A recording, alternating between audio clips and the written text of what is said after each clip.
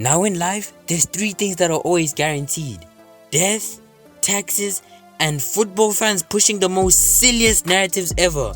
Cause genuinely, football fans will preach the most diabolical nonsense you've ever heard in your life and then be blown away when you don't agree with them. That's why in today's video, we're going to be talking about the worst narratives in football. Without further ado, let's go. Now the first narrative that we have to talk about is the Rodrigo is underrated narrative. Gang, World War III is literally one decision away from happening. We are literally going to be in the battlefields still saying that this brother's underrated. Are we serious right now, bro? Yo, it's not 2022 anymore. Can we please stop? For how long are y'all gonna keep preaching that this guy is underrated? Stop. It gets to a point, bro. Like, please, be my guest. Please tell me where exactly is this guy underrated? Mars? Jupiter? Uranus? Cause where I'm from, he's not, bro. Like, bro, y'all make it sound like this dude plays in the Sunday League or something. Or as if he's in Portugal Liga playing for SC Braga, going under the radar or something.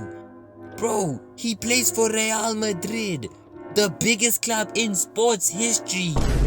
So many people still call this guy underrated. Like, actually, deep it proper for a second.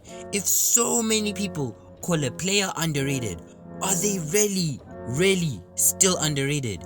Come on, bro, this isn't 2022 anymore. Nah, you know what? Pass me my utensils, I'm about to cook. Rodrigo is a victim, but not of hate or bad coaching, but because of something deeper. You see, this brother right here is the biggest victim of the underrated paradox. The paradox works like this: a player performs quietly well. They go under the radar. Nobody notices but a few fans. Those fans start calling him underrated. Then other fans hear it and they repeat it. And then after a while, it's no longer a valid comment on the player because people are just saying it to be different and niche. This underrated narrative becomes the whole identity of the player. Rodrigo has become the face of being called underrated. So many people say it that they don't even know why they're saying it anymore. But you see, there it is. The more people call him underrated, the more attention he gets. The more attention he gets, the more people start clocking that this guy, okay, he's a baller. And then, therefore, the less underrated he becomes.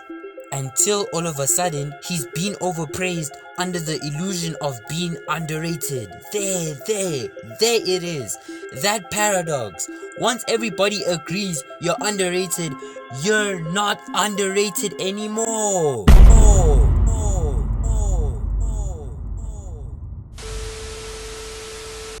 Madristas, we've had enough. Stop trying to force this narrative that he's underrated down our throats. Now, the next narrative we have to talk about is Erling Haaland is a tap-in merchant. Whenever I meet a new football fan, one of my favorite things to ask is, what are your thoughts on Erling Haaland? As soon as I hear them say, bro, he's just a tap-in merchant, bro. He's just a tap-in merchant, bro. Nothing special about him, bro. He's just a tap-in merchant, bro. Ah, there it is. Like, you know when you can just spot that someone's ball knowledge comes from only like Reddit and TikTok. Just to go a little bit off topic, let me put you guys on some serious game on how to spot when somebody's a casual. This method right here is a personal favorite. It's a sleeper, very underrated. So when you want to see and test where a football fan's ball knowledge ranges, ask them this question: when did Neymar have his prime? You see this one right here. Ooh-wee. Lets me know everything I need to know about your ball knowledge. See, I love this one so much because it tells me everything that I need to know about you. Alright, now back to Haaland. Bro, y'all love running and forcing the narrative that this guy's a bum and downplay how good this Norwegian demon actually is, bro. And you know what? I actually get it. I actually do get it. Compared to other narratives, I actually understand why some football fans truly believe this narrative. And I'm just gonna say it as it is. There's nobody else to blame but Pep Guardiola. Hear me out, guys, hear me out. But Pep Guardiola's philosophy and system doesn't let us see the most complete version of Erling Haaland. Now, obviously, from an output, just goals perspective, Guardiola knows how to bring that out of Haaland. And that's obviously more than enough. At the end of the day, that's literally all that matters. Like with how good he was in 22-23, which I think we can all agree is the best version of Haaland that we've seen so far in his career. What I mean, right, is like in terms of fully using all of Haaland's skills and talent, where he's able to like use all of his skills, his speed, his strength, everything, People don't realize this, but Haaland has one of the deepest bags in terms of raw finishing as a number 9. This guy can finish in almost every single way, but we as fans hardly see him flex his full bag because of how Pep plays, Like, go watch his old Dortmund highlights. His goal catalog is so ridiculous. Near post finishes, weak foot curlers, bicycle kicks, headers, acrobatics, outside the box power finishes. Those are all there. Like, even you'll see his technical ability, being able to beat his man 1v1 with the ball. Like, imagine Haaland under a manager that plays, more transition like football, more counter-attacking and less possession-heavy style football. Like somebody like Arne Slot or something. Like, oh my word. Wow. Just imagine. Oh, wait.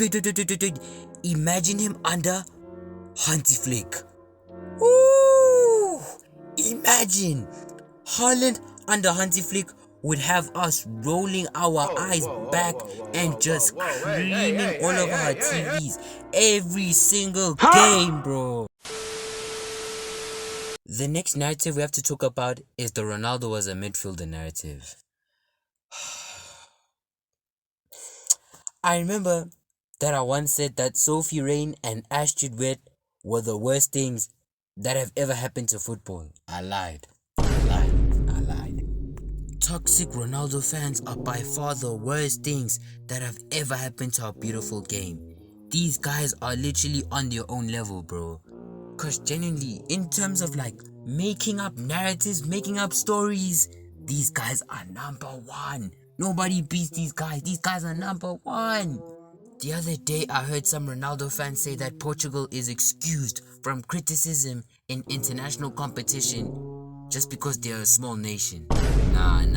That's not fair. That's actually not fair at all. Portugal isn't Croatia, buddy. That excuse is not valid for them.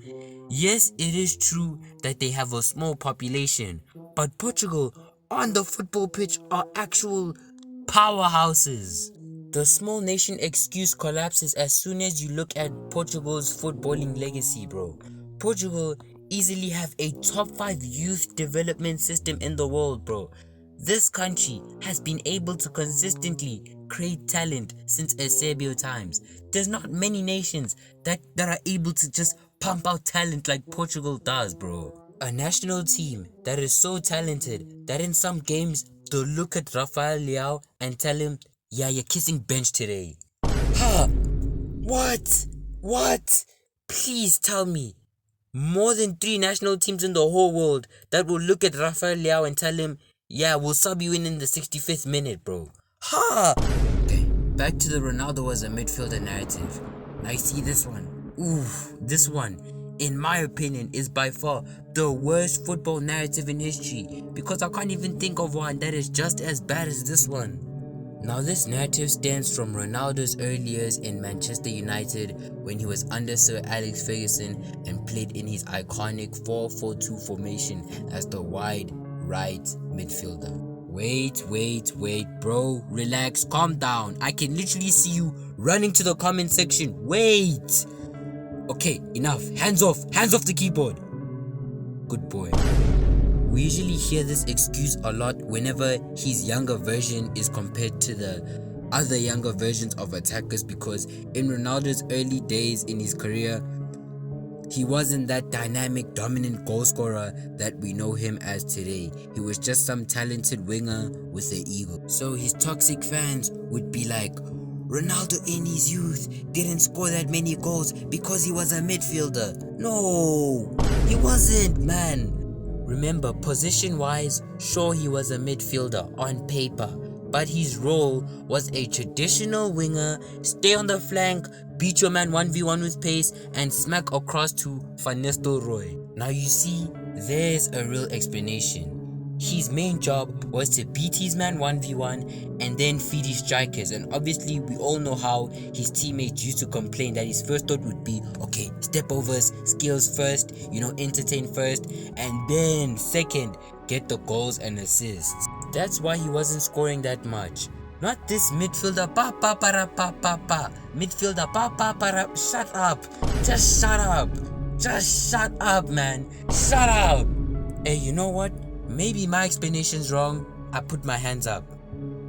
But it's closer to the truth than yours, bro. It's way closer to the truth than yours.